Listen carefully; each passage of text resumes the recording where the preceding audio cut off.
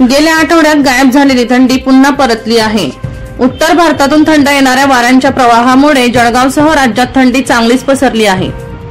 किमान तापमान 10 अंशाच्या खाली आल्याने थंडी वाढली आहे। हाडगोठ होणाऱ्या या थंडीमुळे जळगावकर चांगलेच गारठले असून जळगावकरांना घराबाहेर पडताना गरम आणि उदार कपड्यांचा आधार घ्यावा लागत आहे।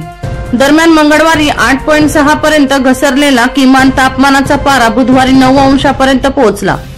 यापूर्वी 2020 मध्ये अशाच प्रकारे तापमान 6 अंशापर्यंत घसरल्याने 2 आठवड्यांपेक्षाही अधिक काळ कडाक्याची थंडी होती।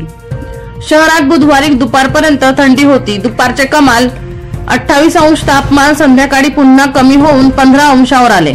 पुढील आठवड्यात कमाल तापमान 27 ते 34 अंश दरम्यान तर किमान तापमान 8 ते 14 अंश राहण्याची शक्यता आहे।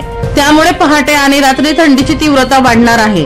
उत्तरेकडून वाहणाऱ्या थंड वाऱ्यांमुळे नाशिकसह उत्तर महाराष्ट्रात थंडीची लाट पसरली आहे।